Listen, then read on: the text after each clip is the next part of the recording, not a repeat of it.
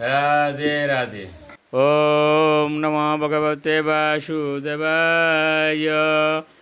ওম নমো ভগবতে বাসুদেবায়। ওম নমো ভগবতে বাসুদেবায়। শ্রীমদ্ ভাগবত চতুর্থ স্কন্দ পোষণম নবম অধ্যায় ধ্রুব মহারাজের গৃহে প্রত্যাবর্তন। শ্লোক ৩৪। মৈত্রেয় উবাচ ন বৈ মুকুন্দস্য পদারবিন্দয়ু রজজুষস্তাদ্ভবাদৃশা জনাঃ বাঞ্ছন্তি তদ্দাস্য মৃতে অর্থম আত্মন যদৃচ্ছয়া লব্ধমন সমৃদ্ধয়।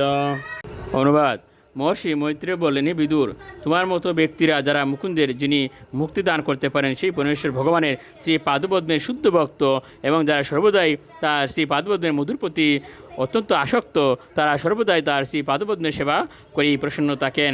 জীবনের যে কোনো অবস্থাতেই এ প্রকার ভক্তরা সন্তুষ্ট থাকেন এবং তাই তারা ভগবানের কাছে কখনো জড়জাগতিক উন্নতি প্রার্থনা করেন না। শ্লোক ৩৭। আকর্ণাত্মজম আয়ান্তম সম্পরিত্য যথাগতম রাজান শ্রদ্ধদে ভদ্রম অভদ্রস্য কুতুমম। অনুবাদ: মহারাজ উত্তানপাদ যখন শুনলেন যে পুত্র ধ্রুব গৃহে ফিরে আসছেন, তখন তার মনে হয়েছিল যেন ধ্রুব তার মৃত্যুর পর ফিরে আসছেন। তিনি সেই সংবাদ বিশ্বাস করতে পারেননি, কারণ তিনি ভেবেছিলেন কী করে তা সম্ভব। তিনি নিজেকে অত্যন্ত দুর্ভাগা বলে মনে করেছিলেন এবং তাই তিনি মনে করেছিলেন যে তার পক্ষে এই প্রকার সৌভাগ্য লাভ করা অসম্ভব। শ্লোক ৩৮। শ্রদ্ধায় বাক্যম দেবর্ষের অর্ষ বেগেন দর্শিত বার্তা অর্তুরতি প্রীত হারম প্রাদাত মহাদনম। অনুবাদ: তিনি যদিও সেই বার্তাবাহকের কথায় বিশ্বাস করতে পারেনি, তবুও দেবর্ষি নারদের বাণীতে তার পূর্ণ বিশ্বাস ছিল। তাই সেই সংবাদে তিনি অত্যন্ত বিহ্বল হয়েছিলেন এবং তৎক্ষণাৎ সেই বার্তাবাহকের প্রতি অত্যন্ত প্রসন্ন হয়ে তিনি তাকে এক অতি মূল্যবান মুক্তার কণ্ঠহার দান করেছিলেন। শ্লোক ৩৯-৪০।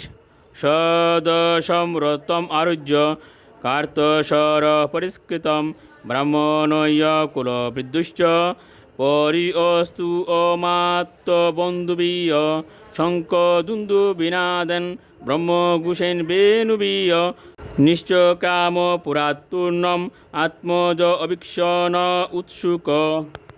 অনুবাদ: মহারাজ উত্তানপাদ তার হারানো পুত্রের মুখ দর্শন করতে অত্যন্ত উৎসুক হয়ে তখন অতি উত্তম অশ্বযুক্ত স্বর্ণভূষিত রথে আরোহণ করে বেদজ্ঞ ব্রাহ্মণ পরিবারের সমস্ত প্রবীণ সদস্যগণ, রাজকর্মচারী, মন্ত্রী এবং অন্তরঙ্গ বন্ধুগণ সহ তৎক্ষণাৎ নগরী থেকে বেরিয়ে এসেছিলেন। শোভাযাত্রা সকালে তিনি যখন যাচ্ছিলেন, তখন শঙ্খ, দুন্দুবি, বংশী আদি মঙ্গলজনক বাদ্যযন্ত্র ধ্বনিত হচ্ছিল এবং সৌভাগ্যসূচক বৈদিক মন্ত্রসমূহ উচ্চারিত হচ্ছিল। রাধে রাধে।